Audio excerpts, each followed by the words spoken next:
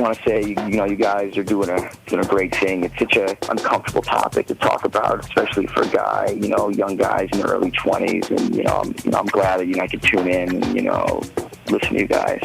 Spencer Kobren's The Bald Truth.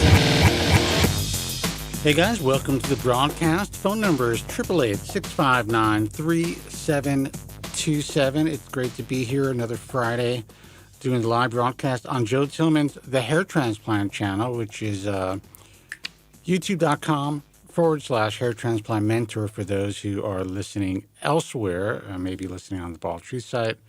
That's an embed, people. So you can, if you want to join the chat, you can click on it and you can join the live chat on Joe's channel. Why do I do it that way? Basically because I'm lazy.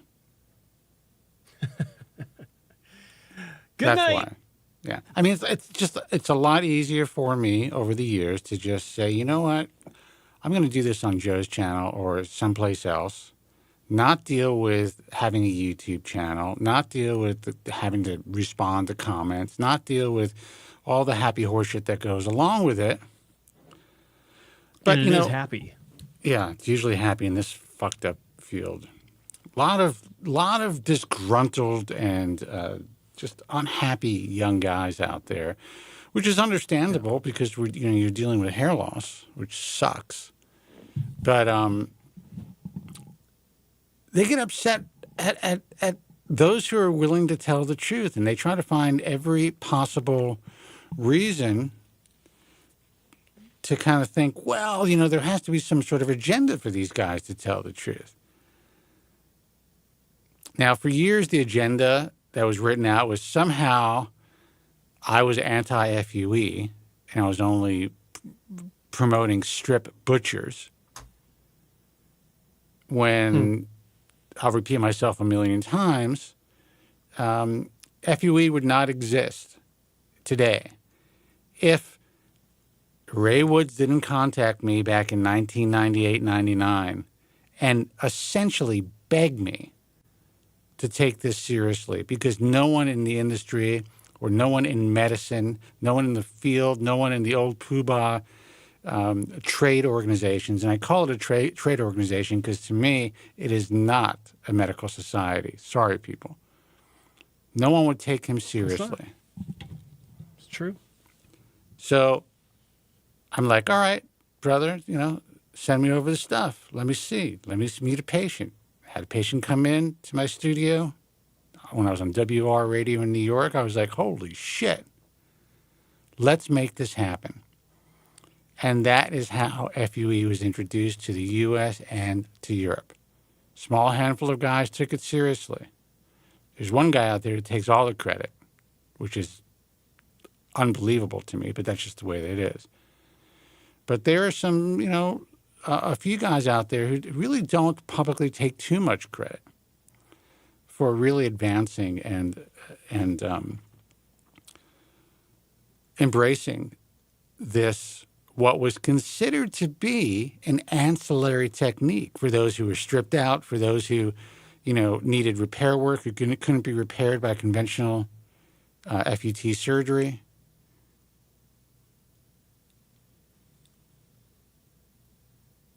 So I go on this rant because I find it,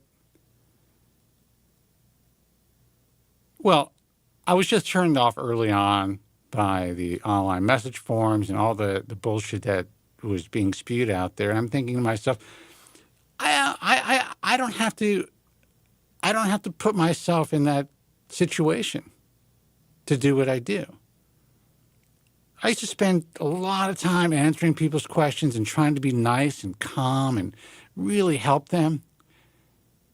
And in the end, there's a handful of really, I would say, borderline mentally ill, unstable, unhappy, conspiracy theorist type of humans that weren't having it. They were not having it, Joseph, as you know. They were not. It was absolute pandemonium whenever it would come up. So it's crazy. Now the pendulum is swinging back. Now I'm still talking about the reality of FUE surgery and the way that it was basically hijacked by the unskilled, unethical, uncaring, sociopathic minds of this field. And now younger guys are starting to contact me saying, you know what, maybe I should have a strip. I mean, do you think that makes sense? Because I'm 35 years old and a Norwood 5. I'm seeing more of that. Yeah, and I want to get the bang for my buck. I want to have a long-lasting hair transplant. What are your thoughts? Now, I don't like to give direct recommendations for anything. I just lay the information out as it is. You guys do whatever the fuck you want. But there are tremendous limitations when it comes to hair transplant surgery in general that people have to understand. We are in a situation where we're trying to hit a moving target. You're not putting in a chin or cheek implants or whatever the fuck they do. You're trying to make the best out of something that is essentially eroding, and that will erode over time and may erode more slowly if you're doing well on medication. But if you shoot your load on your first surgery, even if all goes well, you think it goes well, and if you do it via FUE and you're young, your chances of a long-term positive outcome are slim to none. And that is a reality that no one wants to hear. And I'm sorry, I'm not here to sell you a fucking hair transplant. And all the members of my organizations and the IHRS, who at one point thought that maybe that was part of what we did, that, this was some sort of, it was good marketing, which it is. Listen, these are the best in the world, in my view, who've applied to the organization. They get that I'm not going to sell hair transplants. I'm going to put every barrier possible in front of these kids so that they fully understand the entire scope, possible pitfalls, what the fuck they're getting into before they pull that trigger. And I got to tell you, history has dictated in my career that it's really hard to talk people out of surgery. Yeah. So the truth is all the doctors are on board because at least they know when someone walks through their doors, if they found our content, that they are at least prepared for all possible case scenarios. So I'm talking about Joe's channel, why we're doing it on Joe's channel, why I haven't done my own thing since I got off the radio. And really, it's because I don't want to deal with the bullshit, and I don't have to. If you have to deal with the bullshit to earn a living, then I get it, whatever. People are out there, hustling to become influencers. That's how they make their money. I could have 20,000 followers or 1 million followers. It's not going to change my life. The only way it'll change my life is it'll be more of a pain in the ass. But if I do decide to go in that direction, if it works out, if I really put my nose to the grindstone, I know I'll be helping a lot more people. So I take solace in that. But I don't look forward to the potential of just constant bullshit, which I was essentially able to eliminate from my life for about a decade. So that's my rant. Anyone who came over from Instagram, that's why you're not seeing me post every day, or I just can't answer questions through DM. Once you start to create these personal connections, sometimes it's like, come on, brother. It's like becomes like a single white female situation. Some of these people want to wear your fucking skin. It's true. I'm just being honest. Anyway, Joe, sorry for the rant. I felt it was needed just for my mental well-being. So what's going on? If you feel better because of it, then it's all worth it, my friend. Because we want you to feel free. Like my haircut? I told him not to go too close to the sides because I was starting to see more skin. He's like, what are you talking about? I'm like, listen, buddy, you're blind now. You're like I was gonna say, 79 years old. You're 130. Put Yeah. on your glasses. Just fucking don't thin it out on the sides like you used to. It's not 1965 anymore. You can't freehand it. This fucking guy, man, he's got like, he has to put on his extra. When he does the thinning shears, he puts on another pair of glasses. I got to figure this out, by the way. Like, I got to find On somebody. top of the glasses. That's You need younger. a Flowbee is what you need. Just get yourself a Flowbee. They still make those? They do. And they sold out during the pandemic, by the way. Good for them. Because I was looking for one online. I wouldn't imagine that'd be the best time to do it, since more people are probably looking for a Flowbee during the lockdown times. Well, that's why they sold out. You couldn't get a fucking Flowbee. Well, I guess that, yeah. Hey, if they came out ahead, that's what matters. So good for them. Everyone, welcome to the show. Glad to be here. I hope some of you were able to catch the premiere of my introductory video for Dr. Sean Bainham. He decided to join hairtransplantmentor.com, and it was a lovely experience getting to know him and sorting through all the material that he sent to me for review. Took quite a long time, but I think it was worth it. He's a great addition to the team, as it were. But today's subject actually kind of loosely has something to do with Dr. Bainham, and it started with some comments I saw by another one of these, we'll say, online experts who's anonymous and you don't know who he is. But he posts a lot, and people seem to listen to what he says, and that's not smart. Because I was actually working on this video for Dr. Bainham, and for those of you that don't know, if you didn't catch it in the video, there is a prescription hair loss medication company called Happy Head, where you can order oral and topical finasteride, minoxidil, dutasteride, and different combinations of each. He and his brother, who's also a doctor, started this company, and when I was doing some research about these basically mail order companies that offer these setups, I kept seeing the fact that you don't need to have a doctor's prescription. You just contact the company and you can get a consultation with a doctor, and then your script is written. And it made me remember this guy that I was talking about, this anonymous online expert.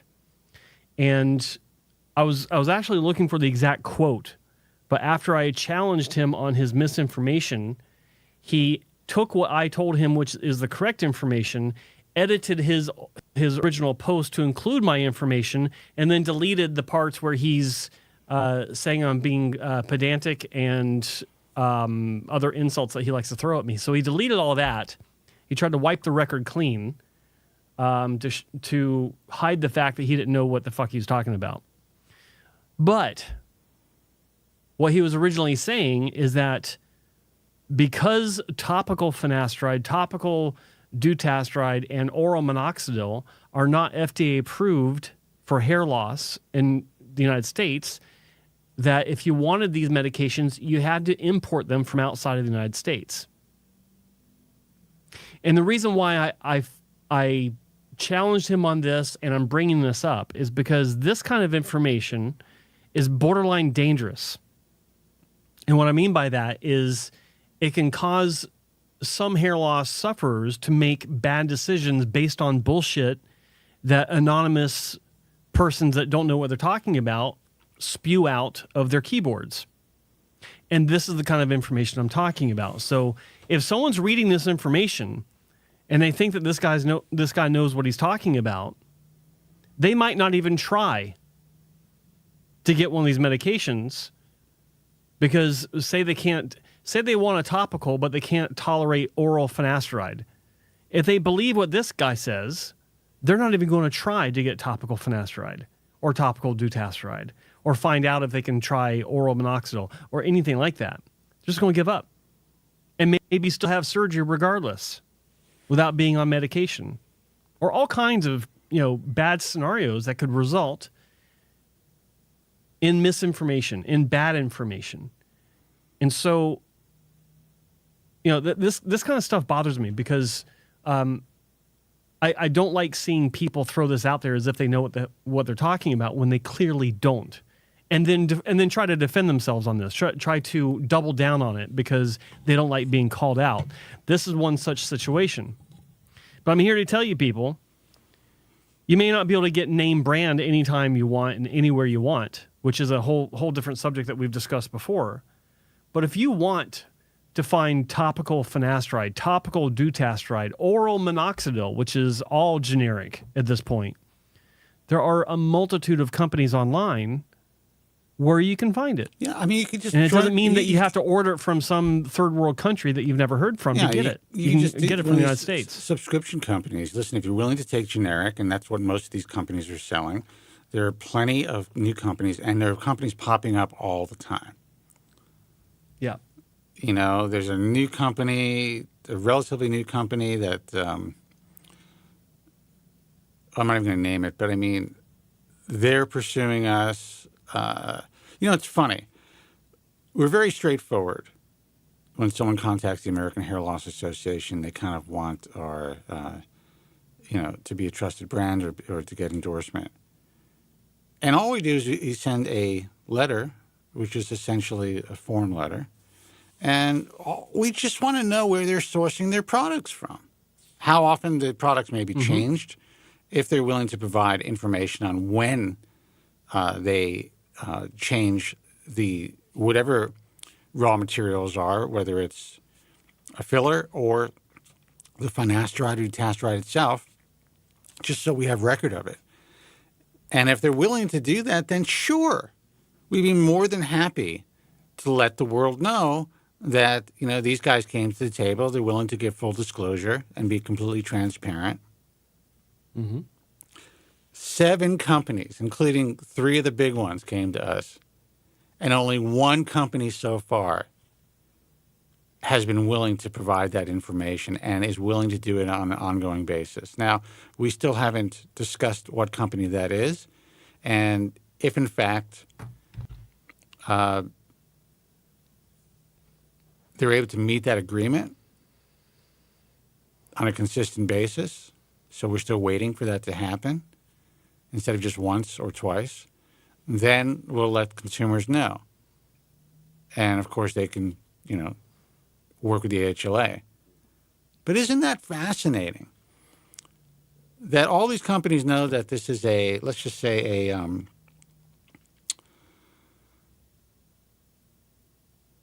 it's a credential that not everyone could have. And even with that, they're unwilling to give full disclosure. Why is that? Do they think that, are they not providing what they're supposed to be providing to consumers? Are they concerned about where it's being compounded? Are they concerned about maybe they're getting their products from China? So while these are all available, Joseph, I think that consumers need to understand they need to be careful. Not every generic is created equal. Not every compounding company is created equal. That's it. No, absolutely. But you're right about it all That's a different being layer available. to the discussion. Yeah, It's a different layer to the discussion, but we've talked about all these subjects before, but this one I'm bringing up today, I think is a new layer to the discussion, because, like, guys, I think about this while Spencer was talking and while I was going through my initial introduction on this. It is worse now than it's ever been, and it's almost a cliche statement to make at this point. It's almost like a broken record. But I've been doing a lot of thinking about the industry of late, because I've been in a position where I've had to. Well, I've been forced to think about this a lot more recently, and I've not had a whole lot of time to get the content out that I want to get out, because I've been really busy with a couple of things. One was a project with Dr. Banham. That video was very time consuming for me to put together, but other things as well. And my frustration comes from not having the time to address a lot of the stuff I see online. I'm trying to change that. Spencer says he doesn't want the bullshit, and I get it. I totally get it. I'm in a position where I can't sleep unless I do take on the bullshit. Like, Wait a second. Wait one fucking this second shit bothers here. me. It bothers me What? too. I didn't say it didn't bother you. You said that. I'm saying I don't for want to me, deal with the bullshit, but for you, you can't sleep unless you take the bullshit. I would Well, say well, you that's a did say little you bit don't of want the a bullshit. that I would say it's a little bit of a jab there, brother. I don't no, like it. actually, it wasn't. I'm just It kidding. wasn't brother. even remotely a jab. I'm just It wasn't kidding. even remotely a I'm jab. busting your balls. My You're right. I don't want to My, deal with bullshit. Fuck all you guys. I'll do the show. I'll tell the truth. And when you tune in, you'll get the truth. my frustration level has gone up over the misinformation, the it seems like the new wave of people, and Spencer and I have talked about this, the new wave of people that want to be taken seriously as experts in the industry without the appearance of being in the industry. You got these people that are supposedly the arbiters of truth, and because we make a living in this industry, we can't be trusted. It's that kind of binary viewpoint that a lot of these new people want to take, and they want you to take, because they think that you're stupid enough to not understand what the difference is. I'm trying to figure out a way to where I can get more time to put out more content to maybe inject a bit of common sense into the whole thing that's going on. So, well, I can tell you what's funny about that to me is that, you know, in the 27 years I've done this, I've never drawn a salary from the American Hair Loss Association, or I've never drawn a direct salary from the IHRS. That's hilarious. And that's the truth. Now, yeah.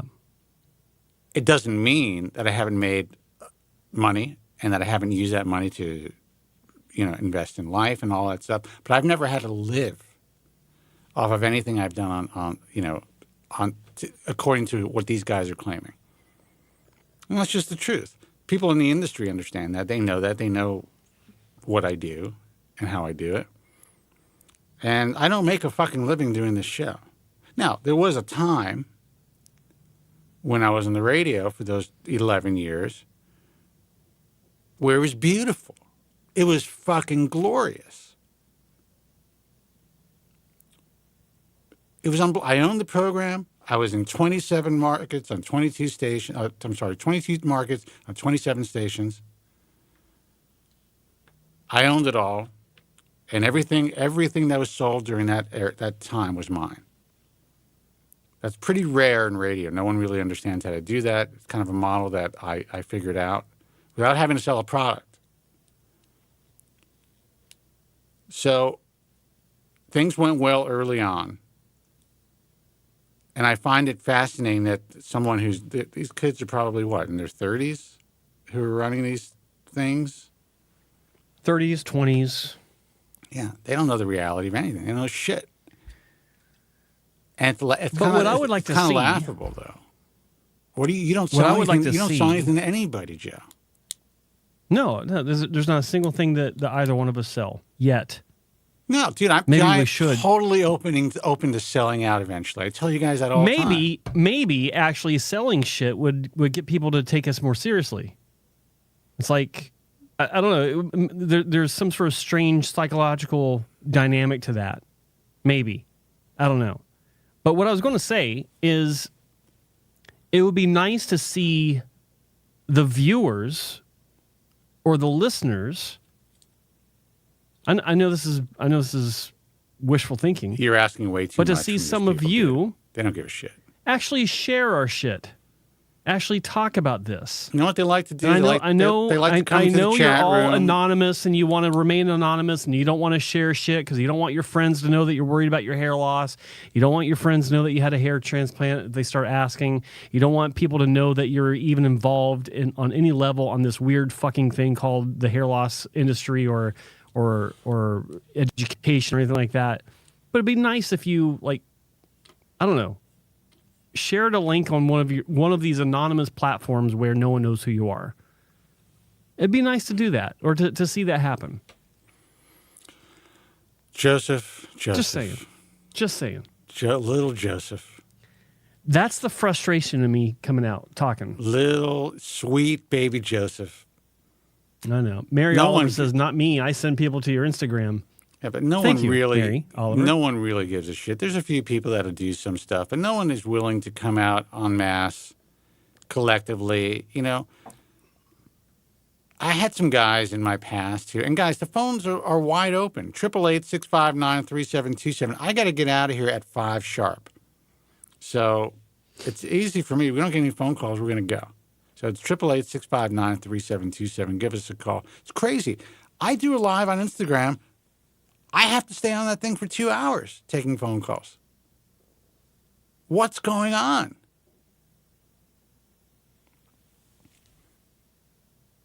But no one's going to. It's not unless it's super negative shit. People don't get together online. Honestly, to help other people. And then this generation is it's wild. It really is. So whatever happens, happens. The way that I look at it, Joseph, is, you get a couple thousand downloads a week. People are watching through the Bald Truth too. So maybe it's 4,000, people who check it out. And then I post some stuff on Instagram, and I got, almost 20,000 or 19,000 something followers. Great. These people are being helped. It's a lot of fucking people, a lot of souls, their children and their families. They're all going to be helped by them being able to make an educated and well-informed decision. Yeah? What? I'm just reading some of the comments. Precious curmudgeon. Batman doesn't take off his mask, and I don't talk to people about hair loss. But at least Batman's doing something. You selfish prick. And I say that jokingly and lovingly. Mike Pedroza, they can go bald, not me. You selfish fuckers. That's how it is. It's like the big show. Oh, we found these guys. We know the secret. Let these other motherfuckers get fucked up. I'm going to walk around looking good with a decent hair transplant. Thomas McIsaac, I've tried talking to people about hair loss, and the reaction is always more or less, quote, you're not supposed to talk about hair loss, unquote. Yeah. It's the problem that we do not speak of. I had a guy that which we do not speak of here in Los Angeles, and guys, we'll take your calls in a second. I had a guy here in Los Angeles years ago when I was on the radio, and I always mentioned when I was on the radio, like when I was in band camp. But when I was on the radio, and he would go around, he owned a sticker manufacturing place, like old school printing place. And he manufactured these stickers, "Are you a friend of Spencer's?" And with thebaldtruth.com. And I never forget, I walked into this dive bar on La Cienega. It was after I did my show. And the people I worked with are much younger, so they hang out at this dive bar. There's a strip club across the street. Went into this dive bar, and I go into the restroom, and on the mirror it says, "Are you a friend of Spencer?" It was fucking wild. That was wild. No one gives a shit anymore. Let's see who this is. Hey, you're on the air. Who's this, and where are you calling from? Hey, this is Clayton from Phoenix. Clayton. Did you say Clayton? Hey, Clayton. How are you? Hey, guys. Doing great. Yeah, Clayton. What's happening, brother? Hey, I just wanted to call back in and thank you guys. You were instrumental from the research side. I mean, I'd spent about a year researching, and then went to Dr. Zarev in Bulgaria. Went and did the in-person consultation, went back a year later, did 8,400 grafts, went back 6 months ago, did 3,600. So, yeah, everything's been fantastic. The donors healed up very well. The coverage and density on the top is great. It's a thin in the mid scalp, but I mean, for what he had to do for a full-blown Norwood 6. No, that's a failure. That's a failure. If it's a little thin, it's a failure. You're finished, Everyone knows brother. it. You're done. Put that hat on and You're fucked. crawl into a hole. Fuck. I hope you don't go outside with that thin spot and show yourself. I hope you have some. I hope you have some pride to hide that shit. I think Totally pulling your leg. I think I'll make it. Yeah. Listen, good for you, I'm man. glad. Good for you. I'm glad everything worked out for you. It's a lot of fucking grafts. How old are you? 41. Okay. I mean, so you're not young, and I think having to move that much hair. Zarev does it. I mean, he's a unique machine. I will say he became a very political guy in the field, which is one reason we kind of separated. However, when he does it right, for the right patient, like you, it could be life-changing. So I'm really happy for you, brother. Yeah, definitely. Yeah, it's been a absolute game changer. So yeah, it's been great. I mean, I cringe every time, I have friends run into people all the time that are, very poorly researched and going to clinics that, just don't have maybe great reputations or, I don't know. There's just, like you guys say, there's so much kind of misinformation out there. And, yeah. Well, there's also so much nuance to the surgery, and people.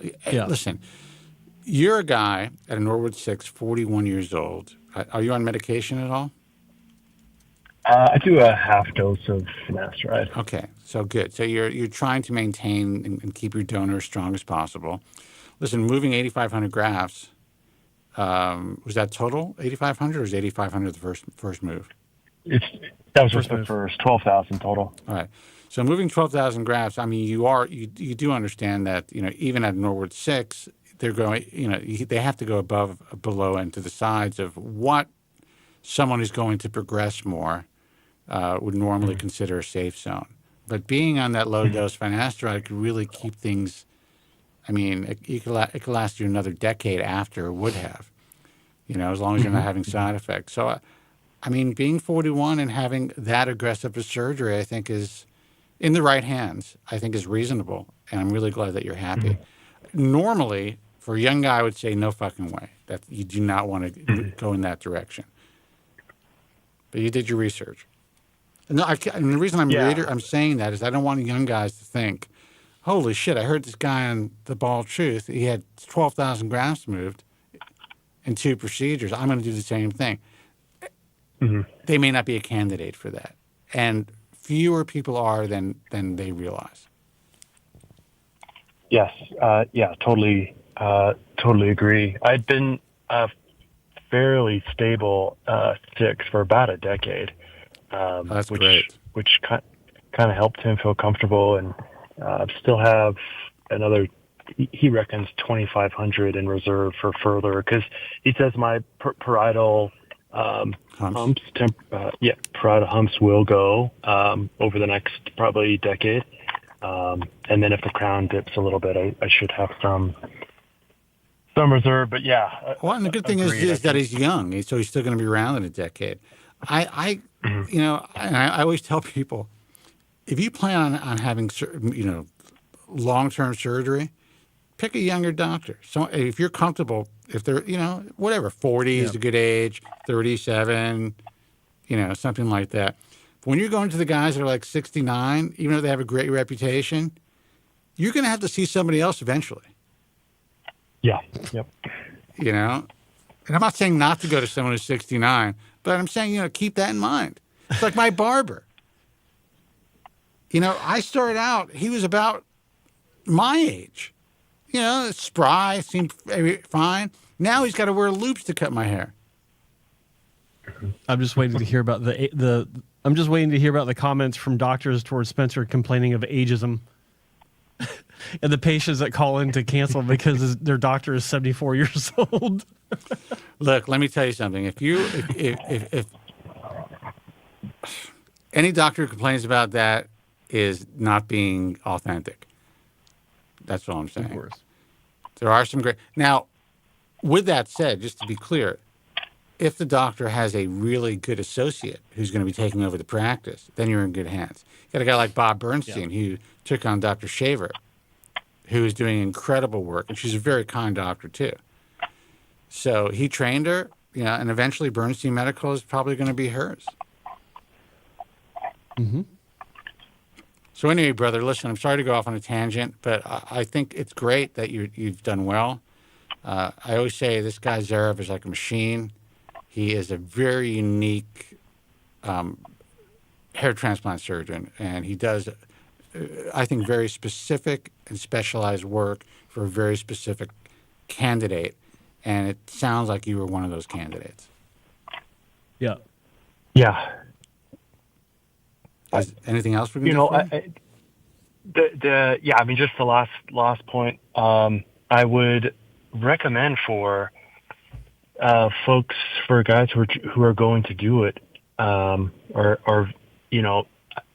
and you guys may know better than me, but that in person, I mean, the other clinics that had quoted certain graft amounts without doing any seeing me in person or calculations or any type of looking at average hair per graft and density and everything in the donor area, the thickness of the hair. I think they might get shortchanged, right? As far as I agree. Something that's promised. So the fact, because I was serious, hopping on a plane to go see Zarev, and it's, a 2.5 hour consultation and every single thing is measured, just gave me a degree of confidence that I didn't get with, the other, probably nearly a dozen over 2 years of consults that I did, 2 or 3 in person and then the rest over the phone. And I'm thinking, how can they know, without that level of rigor in the consultation. So honestly, they really to do that. can't. And that's why there are plenty of people who are disappointed once they are quoted a graft count, for instance, over WhatsApp or through, Zoom or whatever on the phone by a consultant or even a physician. And then once they get into the OR, doctor's like, yeah, I don't think we're going to be able to make that count. Or whatever, or what, you have uniquely mushy skin, in this area of your occipital region. It's going to make things a little bit more difficult to perform using this size punch or whatever they're promising. These are all details that can only be explained in full and also determined by a physician if you have an in-person consultation. But I could speak about this till I'm blue in the face. This is the world that we live in now.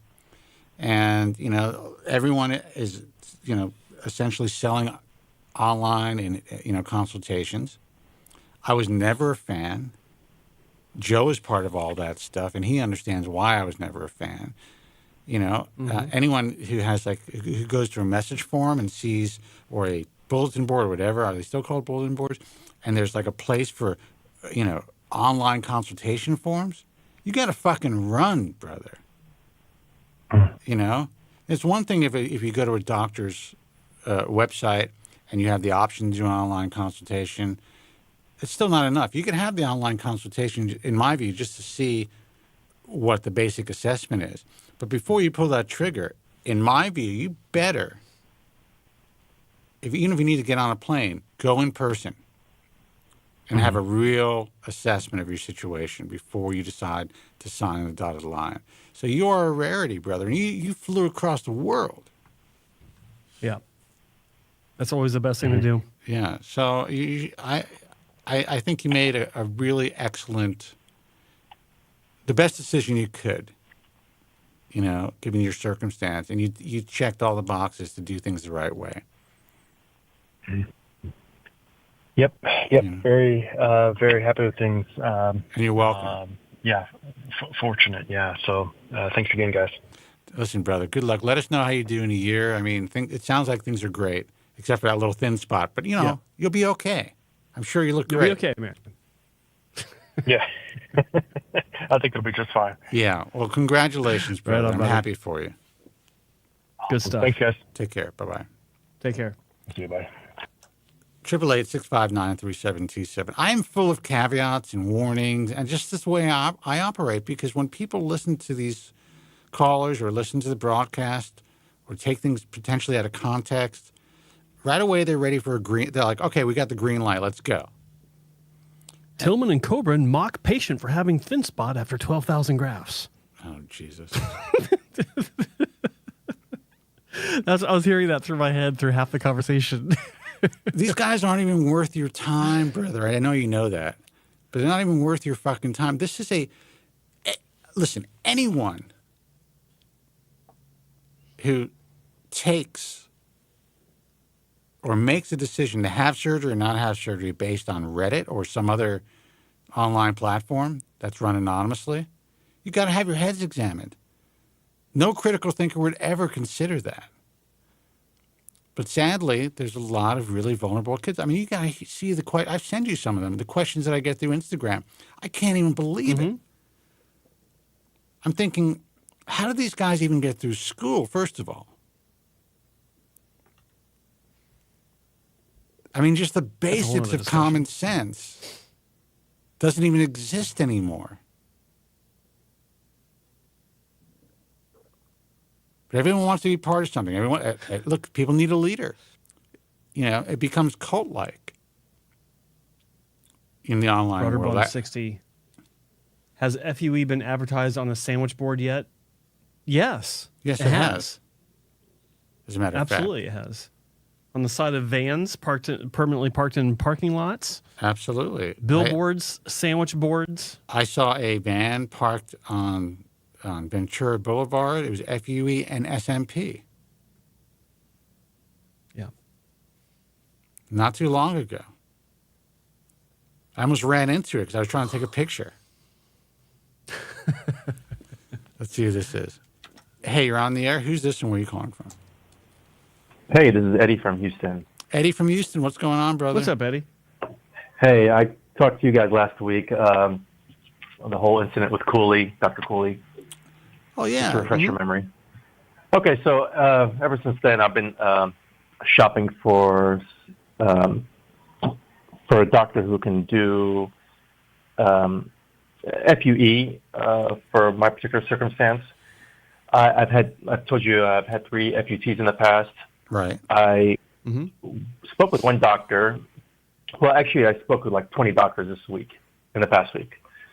Been very aggressive and intentional about, trying to find somebody with certain requirements. And I've had so many different, perspectives.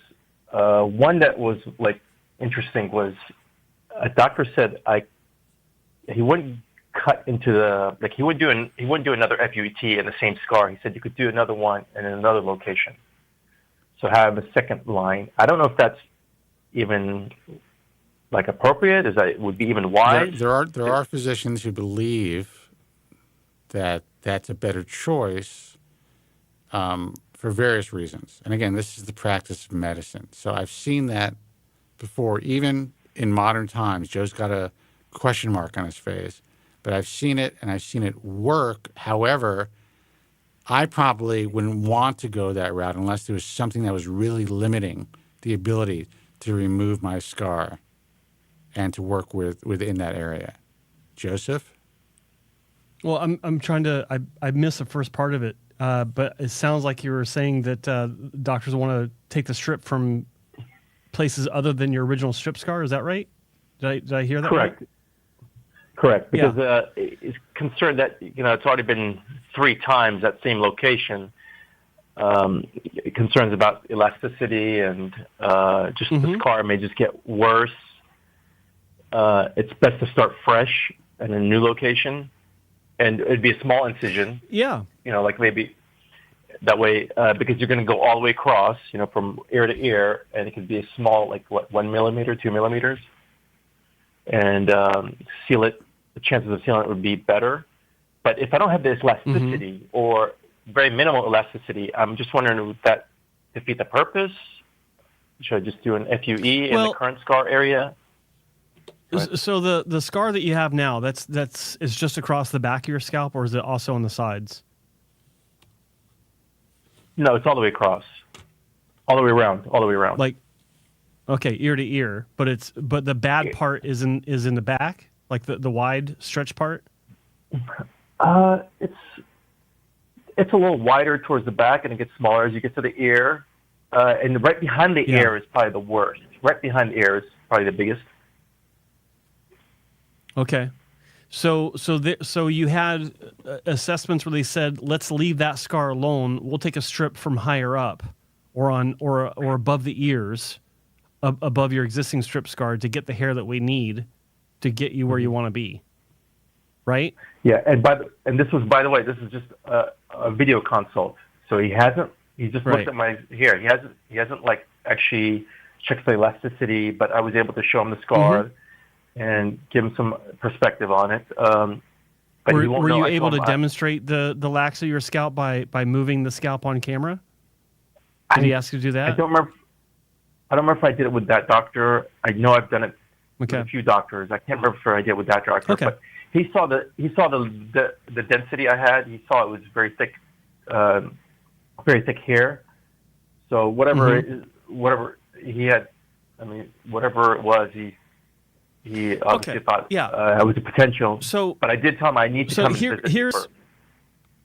No, absolutely. I would highly encourage you to visit any doctor that you're considering, regardless. But because of the situation that you have, which is pretty rare nowadays, I would really recommend that you do that. But here's the reason why that could be a solid approach for you. Like you said, the doctor doesn't know what your laxity is, but let's assume across the board that everything is a deficit. Like you have a deficit of donor laxity, you have deficit of healing. Because I don't know who the previous doctors were. I don't remember if you told us before. But if they were decent doctors, and all three of them had a kick at the can, and you still have stretch back, then maybe there is something about your physiology that doesn't lend itself to a positive outcome for strip surgery. So you have to evaluate that aspect of it, okay? And that actually should be a factor in determining if you want to have another strip at all. Because if you had 3 strips with 3 doctors, all of them are considered to be, or 2 or 3 or all 3 or whatever, are considered to be good at their craft, and you still had this outcome after 3 kicks of the can, then you should evaluate whether you want to have another strip in any place on your scalp with any surgeon, okay? Because not everyone heals properly from, or not everyone heals the way that we want them to from FUT strip surgery. That's just a fact of life.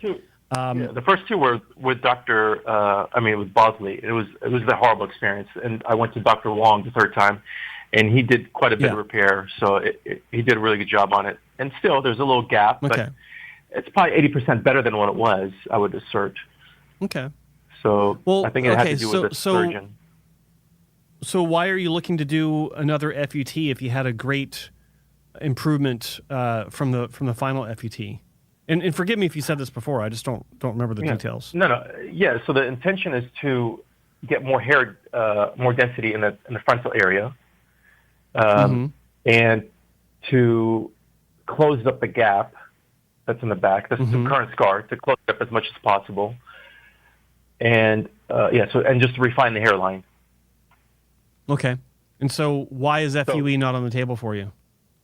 It is. That's my first option. But then when a doctor mentioned that I could do an FUT in another location, that'd be ideal if that would work, because then I could. But I would still eventually want to, in the current scar, I want to fill that in with some FUE. Well, and that's what I would recommend that you consider. But if you're looking at getting a significant amount of hair, like if you're talking about another few thousand, like say 2,500 grafts or more to thicken the front, there is an option that makes sense in a lot of cases to take a strip higher up above an existing strip scar so that all the hair that you get is virgin hair. It is a virgin area to harvest hair, rather. And then, fingers crossed, assuming that it heals properly, you still might need to put FUE into that scar to kind of camouflage it. And that might be acceptable to you. But there's also the option of okay, so here's what I had my last strip surgery. My last 2 strip surgeries were designed around the fact that the back of my scar had stretched the occipital region. So the second to last strip surgery I had, Dr. Wong took out just the back. And remember, it's one continuous scar line, right, from ear to ear. But he took out the part of the scar that was in the back, and still it closed up into being one scar. So he still went along the incision line above and below, cut out that part of the scar. It healed up much better. And then my part of my FUE surgery 5 years ago, was to place 100 grafts into that area to hide it even more. Both were a great success. But my very last strip surgery was actually 2 strips, one on either side of my scalp. So if you remember the previous surgery, he took out the back of the occipital scar. In the next one after that, he took out the left and right side, which were still fine. Like the scars were fine, but that's where I had more laxity, and he felt like the chance of stretch back was greatly reduced. And guess what? He was right. His instincts were right on this. So I had 2 strips in one surgery, one on either side of my scalp, avoiding the occipital region, and still one scar was the result, one seamless scar line. So in your case, if the sides are still good and you most likely have good laxity there, there's no reason why that might not be an option as well. So that you're not going to be creating more scar tissue outside of what you already have.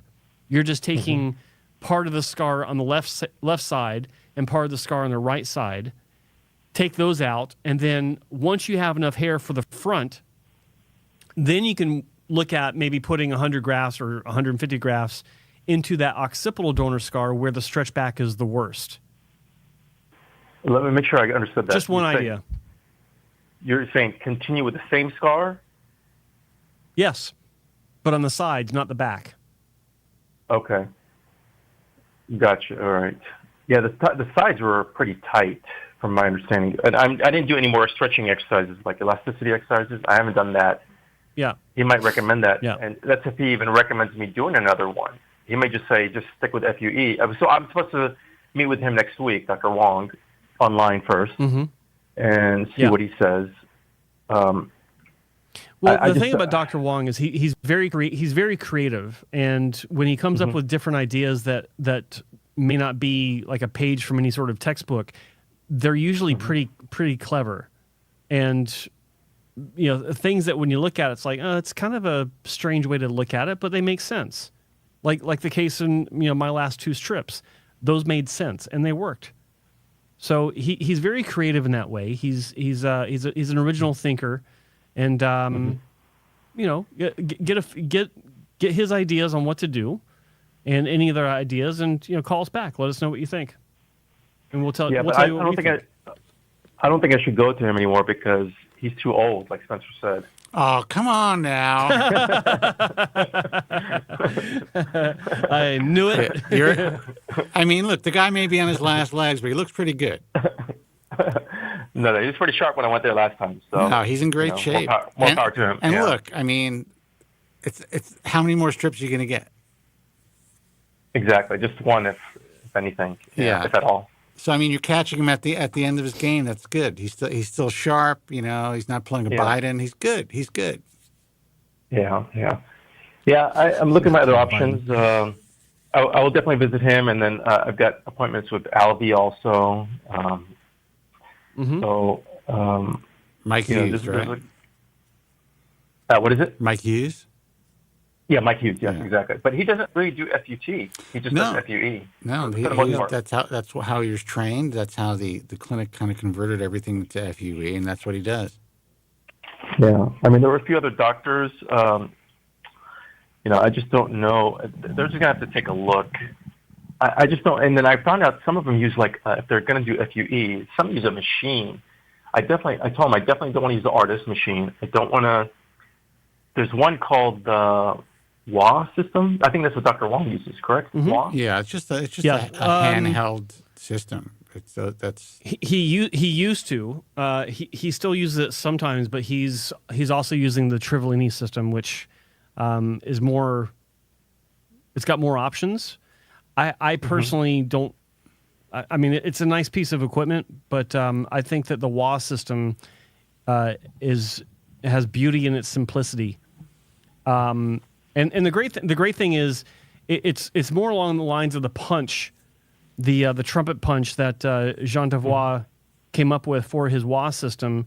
And the great thing is that punch can be used in the Trivellini system, which is what Dr. Wong does. He uses the WA punch in the Trivellini system, so you're still getting the same punch of the WA system, and it's basically the same because you're still getting the oscillation, the variable oscillation that you can dial in. You remember that Weed Whacker video that came out as soon as John Zavor presented his WA system to the world?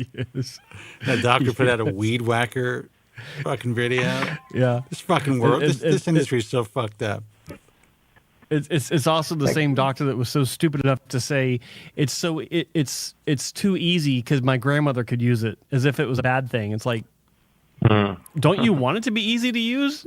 Yeah, just know that why does it need to be complicated? The main systems now, you have the WA system, you have the Trivellini system, you have guys who are using even handheld punches still.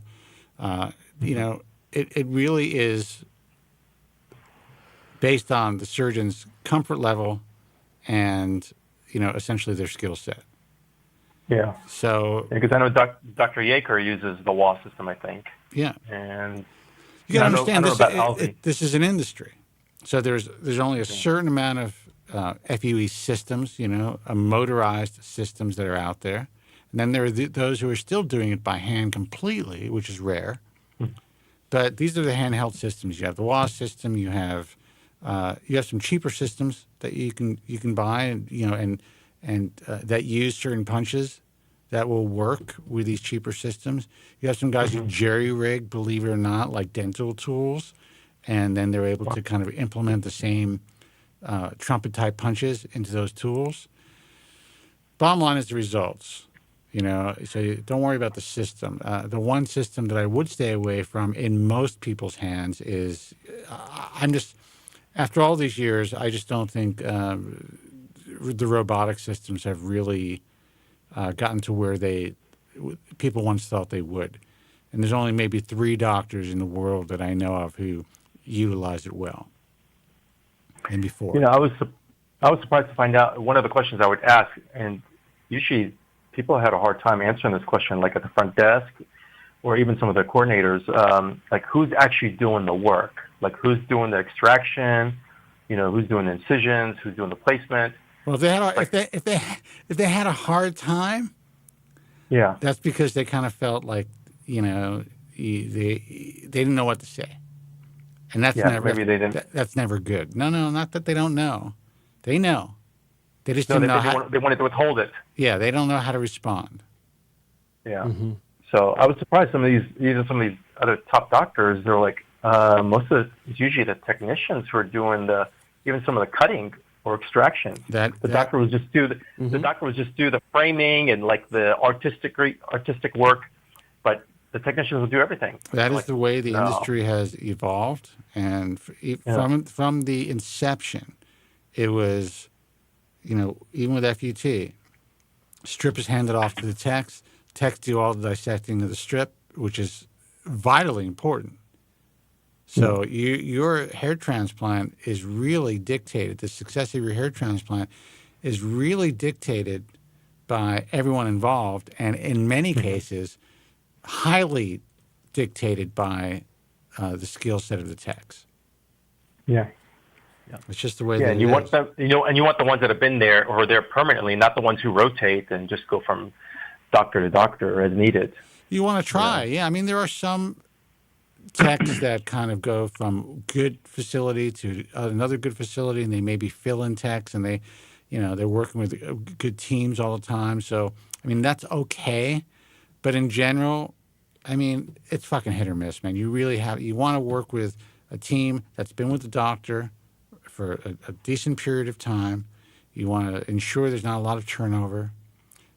You want people to be you want to know that the results that you're seeing were performed by the same people who are going to be performing surgery on you. Yeah.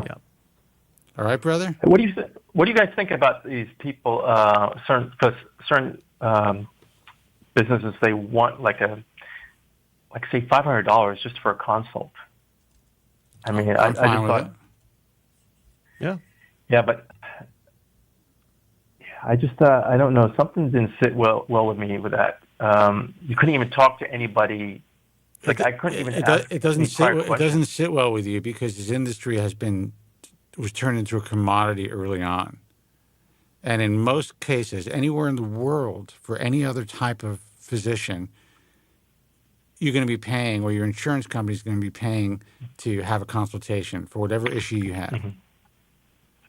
So this industry is set up as a commodity. Get them in, get people in for a free, no obligation consultation. Now think about that. Think about those words. It's almost like you're buying a car, but that's the way things were set up. That's exactly what it sounds like. Yeah, and so, the typical hair transplant consumer now looks at doctors with a jaundiced eye who want to charge for their time.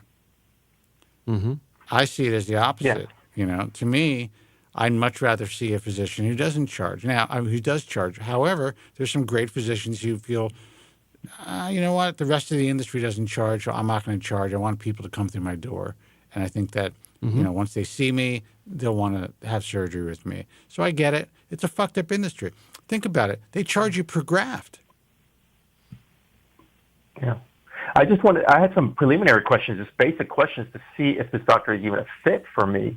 Like just some basic stuff, like who's doing the surgery, what do they offer, what services they offer, FUT, FUE, but like the receptionist doesn't even know the answer. It's like, well, do you have someone I can talk to before I even want to know if I want to consult with this person? So just the basic information is required before I even want to. To me, that's definitely the fault of the practice. The practice, they basically should train their receptionists, their front desk people, to be able to answer all those basic questions. Yeah. Exactly. So that's a shortcoming. And again, even some of the best doctors, they have no fucking clue how to train their front office staff. Yeah, I noticed that. Yeah. And I just had to be patient and find other ways to get the information. So. But, because one person can't represent the whole company as a whole. People make mistakes. So. Well, it's not only that they make mistakes. You're dealing with personalities. You're dealing with people who, who the fuck knows what's going on in their life when they pick up the phone. Now, anyone who worked in my office, if I had a practice, these people would be, they'd be going through like a fucking gauntlet before they sat in front of my office. Mm-hmm. These people would have to be completely professional in every aspect. They could have the worst day in the world, and they would have to spend time with a person who's taking the time to call my facility. Mm-hmm. And if they didn't, I'd fire their ass. My office will be staffed with chatbots. Might be more helpful. All right, brother, listen, I wish you the best of luck. Keep us posted. I will. Thanks for your time, guys. Take care. Bye-bye. Right, good week. See you, buddy. 888-659-3727. Let's see who this is. That bugs me when I hear that. How can the front office staff just be like... What? Just the stupidity of the front office staff. Sometimes I have called offices who had, like, new staff members. Now, the doctors don't even tell them that they're members of my organization. So these guys don't... They're like, ISHRS? Yeah. IA? What? Yeah. Who? Yeah. I don't know what that is. Sorry. First thing, you sit them down. These are the players in the field. This is what you have to know. These are the organizations that I belong to. These are the people you put through to me right away. And when people have specific questions about who does surgery, FUE or FUT, if you have a full-time staff, you should have all the answers. They should have a fucking book in front of them like they're doing telemarketing. I look at this a bit differently. Receptionists are receptionists. And unless they deal with surgery day in and day out, you don't want them to answer questions that they might not understand the dynamics behind the answer. So it's fine. It's easy to say, well, they should know whether the techs do the surgery or not. But what if there's some sort of extenuating circumstance where whatever the question Why may can't be, that be part of the not script? Actually? Why can't it be in general? I have to disagree with you. There's the argument. My argument is you're wrong. The argument can be, unless someone deals with surgery day in and day out, the receptionist simply schedules the time to talk to someone about this. That's the way some people look at this. Yeah. I'm kind of in between because I would love for everyone to be an expert, but I've been working in clinics for far too long to know that that's simply impossible to do. I understand your position. You can't have a clinic full of experts. I understand your position. And I just don't think that... And they don't exist. I don't think that the receptionist or the initial contact person has to be an expert.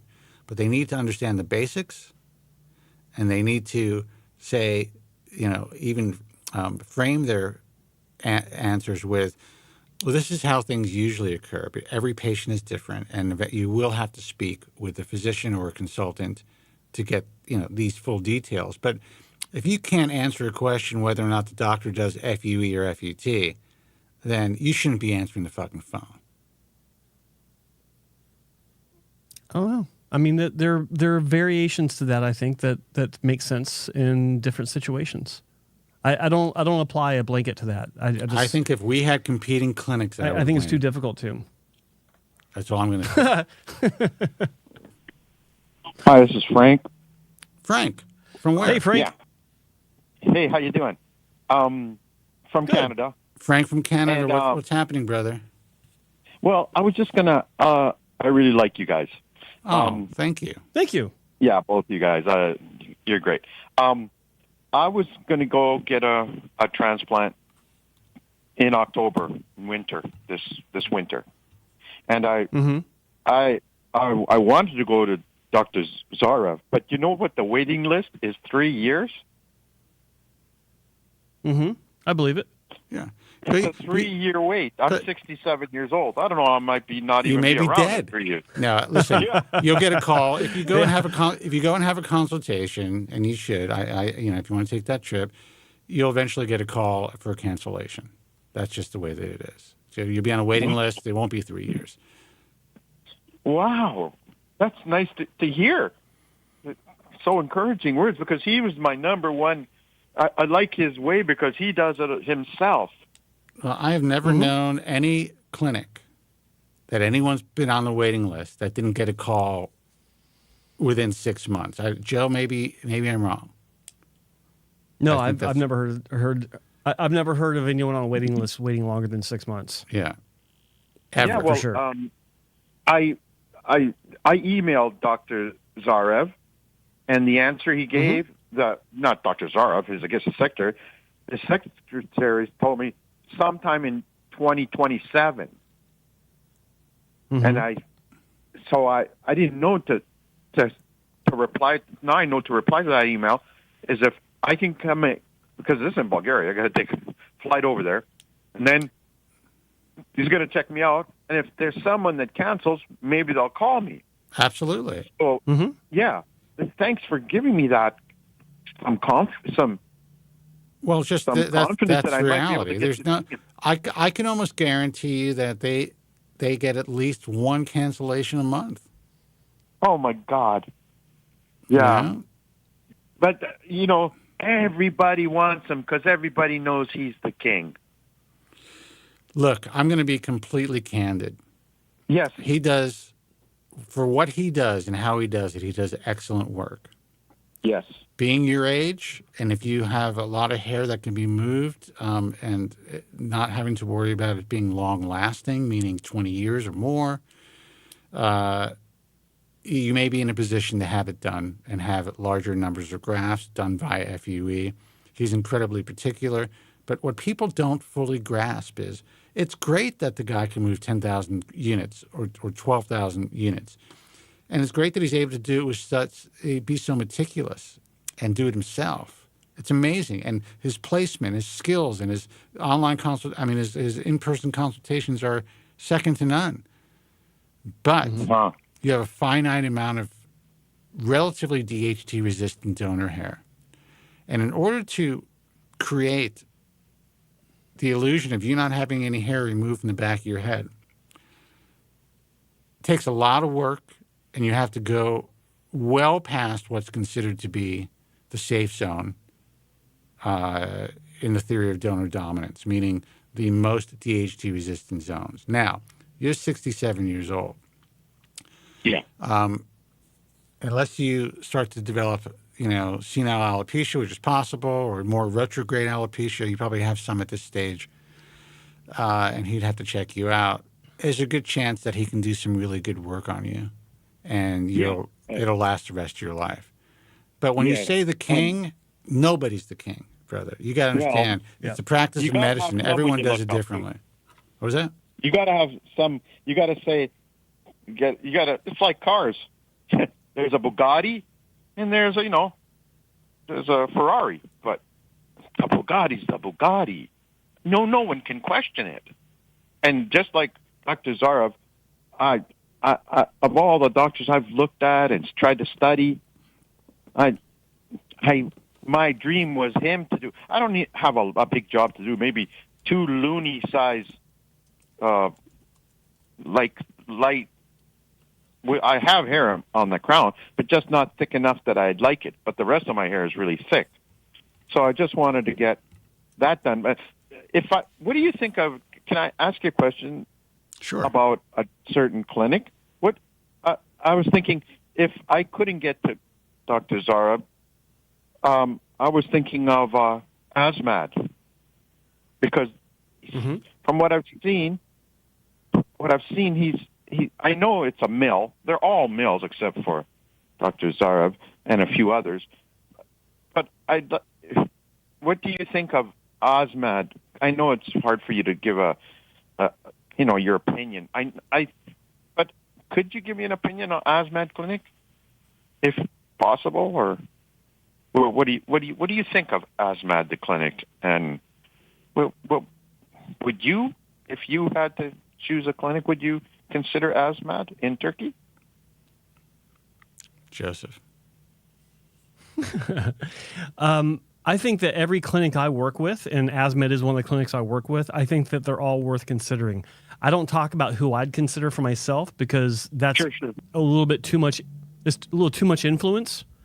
Because I don't believe in influencing too much. Like you'll never hear me say on like the video today where I introduced Dr. Sean Bainham as a doctor I'm now working with. That's on my website. I said that he's someone to consider. I think he's someone worth considering, and that's a generalized term. No, he's in Southern California, Los Angeles. Oh, I see.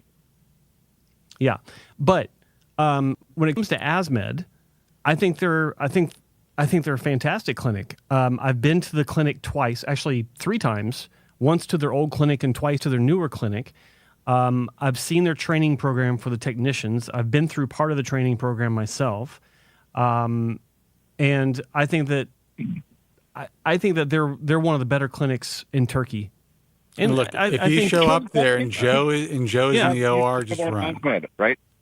You're talking about Asmad. What's that? Clinic. Yes. Well, yeah, that's who you asked me about, right? Asmad. Turkey is Asmad. Mm-hmm. Absolutely. Yeah. And so what I'm gonna do is I'm gonna get email back to Dr. Zarev's secretary and do what you told me to do, and see if there's someone that opts out or doesn't show up, call me and I'll fly down for him for sure. Yeah. And I also, what is your opinion on PRP? What do you have an opinion on PRP? Listen, dude, just to let you know, all PRP is not created equal. If you are going to do anything, you're 68 years old, 67 years old. Yes. Are you on medication right now to treat your hair loss? Yeah. Oral finasteride and oral minoxidil have been for the finasteride like 20 years and the minoxidil, oral minoxidil for about 3 years. There's no reason to spend the money or fuck with anything in that case, in my view. Even if PRP works for you, it will be negligible, meaning that it'll just most likely maintain the hair, help you maintain the hair that you have, maybe get a slight boost in regrowth in some cases, but you could also go through a shed. If you are maintaining your hair on the medication that you're on, and this is not medical advice, this is just basic common sense, you don't want to fuck with it. You know? No. Yeah. I like it's. I think it's done well for me. Yeah. It's kept my hair really thick, and no hair falls out of the shower. When I look at the shower, there's nothing there. Yeah, I got a trap, so I would know. You're in great shape, brother. So, I mean, if you are a candidate for surgery, then, then you're in great shape. You know, and again, you're 67 years old. If you still have all the hair that you're saying that you have, then you're in better shape than most. And you also have a lot more options as far as surgeons are concerned, in my view. You don't need to go to a surgeon there's a lot of surgeons. I know there's a lot. That's the problem is, I understand they're all males in Turkey. I understand that because where in Canada are you? British Columbia. All right, so why didn't you check out? And none of these guys, we no longer are part of the IHRS for various reasons. When I speak about this, it has nothing to do with their work. Why don't you check out Hassan and Wong? They're right there. Yeah. There's. I don't mean that. You probably already read my mind. I can tell. Well, I don't even know what you're talking about. I just heard the tone of your voice, but they're known for doing some of the best work in the field. I've had two, especially crown work. I've had two done with Dr. Wong. Okay. FUT. Okay. I wish that it had been FUE, but when he did them, he wasn't doing FUE, or he sure wasn't. I guess it was. I don't know. All right. So you didn't even express to us that you had any prior surgery. Pardon me? You didn't tell us that you had prior surgery. And when did you have your surgery with Dr. Wong? Maybe last one was about maybe 4 years ago. Okay. Yeah, that was 1 year after I had my FUE. So yeah, they've been doing FUE for 10 years. Yeah, I think when my first one with him, he wasn't pushing the FUE at all. He said, you don't need FUE, just go FUT. Because he wasn't back then, when I got my first one. He was not doing FUE. So I didn't think he was going to send me over to Mr. Hassan, Dr. Hassan, because he's not going to give up his client. But you'd think, I wish he would have said, Dr. Hassan is very great with FUE, but he didn't. He just talked me into FUT, and I did it, and it came out good, and the scar is really thin, like pencil thin, like a little white line. But then what's the problem? I mean, I wish it was FUE. Why? Well, because when you go to shave your head, why? You got all these lines all over your head. You could never shave your head. What do you think is going to happen when if you had those many Frankenstein. grafts moved with FUE? Pardon me? How many grafts did you have done? Oh, I say around 2,000 maybe. All right. So how do you think your head would look if you have 2,000 punctate wounds on it? Punctate, round wounds. Oh, sure. It's not. I wish I didn't have them, but I mean, it would seem to blend in better than those Frankenstein scars I got. I mean, if you just said it was when a they one. shave your head- You just said you had a 1 millimeter scar on the back of your head. How many procedures Yeah. did you have done? I've had 2 with Dr. Wong. All right, and how many grafts in total did you have moved? I'd say under 4,000. Okay, so you just said 2,000. So you had about close to 2,000 4,000 each time, 2,000 first one, 2,000 second one, or All right. roughly, if I So can remember. roughly the 4,000 numbers at that clinic are not so obvious, the numbers, with what he's... So you had roughly 4,000 grafts moved, and you have a linear scar. I want you to just think, and I'm not saying there's anything wrong with FUE. I'm a big believer, but in order to move 4,000 grafts via FUE, that means you have 4,000 minimal. That's if every extraction works and dissection. 4,000 holes in the back of your head that have to be created. You have to create a mosaic that really looks completely natural. Given your age, even if you did the surgery, how many years ago did you have your last surgery? Well, 5, I think. Okay. Given your age when you had your surgery, and given the fact that, you probably wear your hair relatively longish in the back, that is a very reasonable approach to get you the most bang for your buck, so to speak, and to move the most DHT-resistant hair in a single movement, in a single session. And to do that, have the ability to do that twice and only be left with the 1 millimeter scar, you won. You won. Yeah, I just And don't back like then, it. FUE... I don't shave the back of my head ever. That's great. So But I would love to someday. When I see guys with really short buzz cuts, I just go, wow, wish I could just do that. Well, listen, But brother, it looks horrible. I think, and I appreciate that you called in and first said how you appreciate our work, and we're here to tell you the truth. I know. You are in a great position, and honestly, you might not have been in the greatest position if you had FUE done at that point at that clinic, because they were very new at it at that point. Yeah. Oh, sure. They didn't. They weren't past. They didn't want me to. They wanted to do FUT, and he didn't say he didn't do FUE. But he never said he did. He just said, "No, we'll do FUT." Yeah, because they were just at that stage. They were just starting to incorporate FUE into their practice, and they were thinking about it. And they are the FUE. They were just very. They've already created a model in their clinic that has worked so well for so many years that there was a time when they were leading the field in a way that no one had ever led the field. They changed the game. So you, my friend, I need you to know this so that you feel better about it, are very fortunate that you went that route at that age, and that you can now call us to say that you have most of your hair at 67. Yeah. I would say this to you. Given what you've told us about your result, and given what you've told us about, your situation in total, first off, Dr. Zarev, great guy, does great work. I'll never say anything otherwise. But he is not the kind of doctor that someone in your position is normally seeking out, simply because he's, no one specifically goes to him because of his crown work that I'm aware of.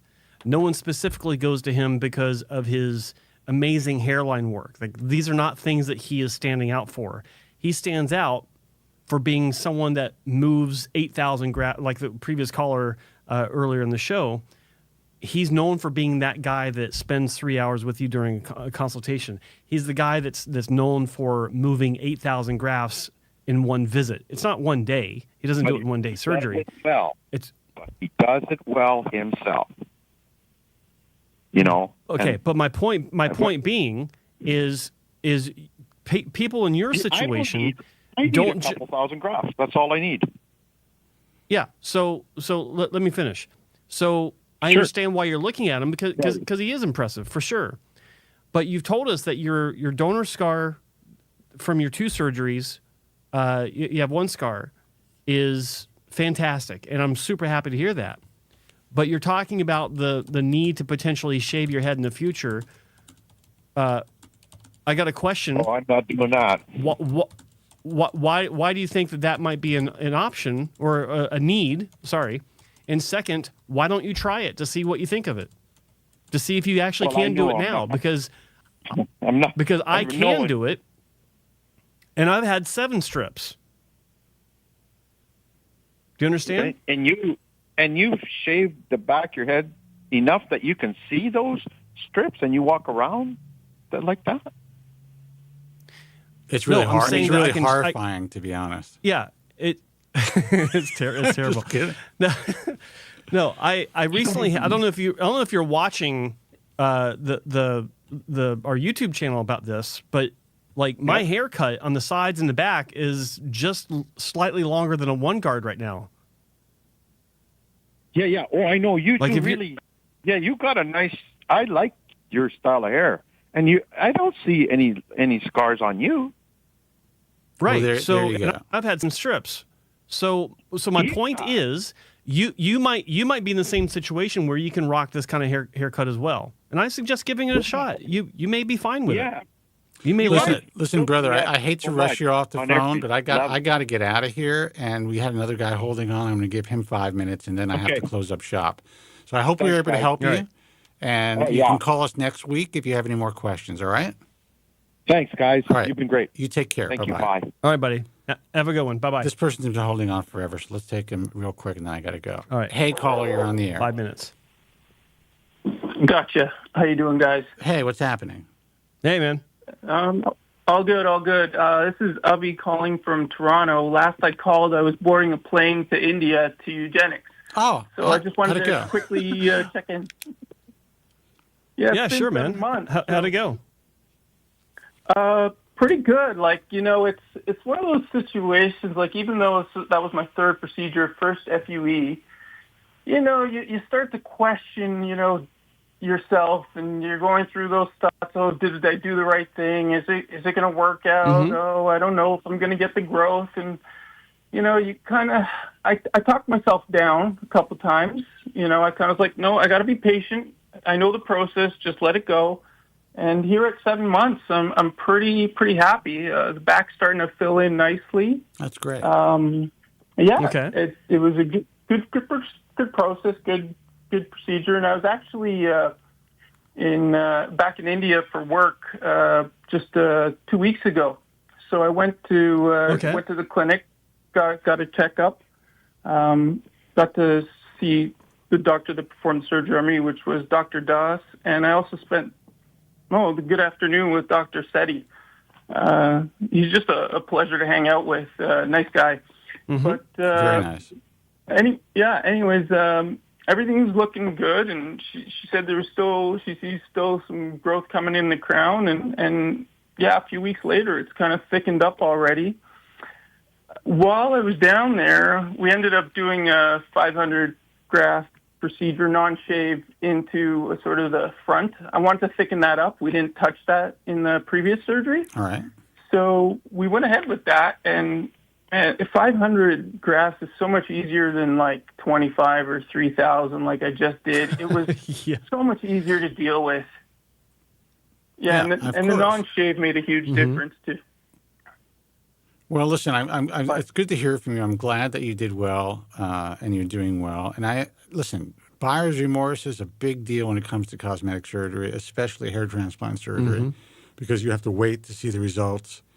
So that's very common, but I'm glad that things are working out for you. Listen, they do really, it's a great clinic. I mean, it's an unfortunate name they chose. I still don't get that, but it's a great clinic in general, and they do some really great work. I just wish, this is my only concern, is I have no idea who some of these junior doctors are. They have never sent us any information about some of the physicians that are working with them.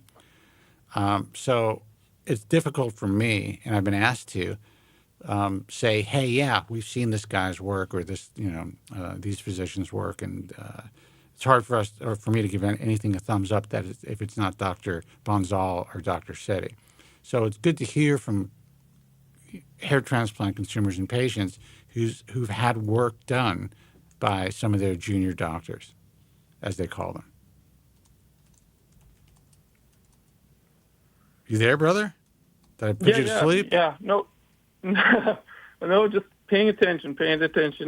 Yeah. There's a bit of a delay sometimes, but I yeah, appreciate it worked out I well for me. appreciate that. It's important for us to know, like, okay, this doctor performed the surgery. I'm happy with it, just so that we can have that information. Some more data points.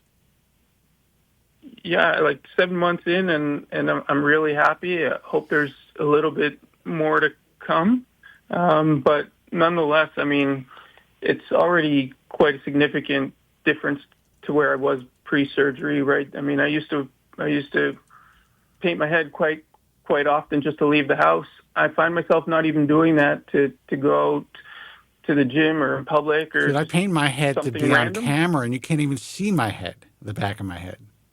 That's how fucked up I am.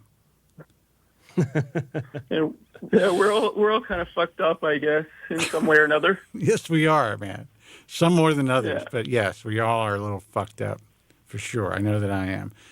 All right, brother. Listen, I got to go. I have a dinner that I have to make. So not actually cook, but I have to be there.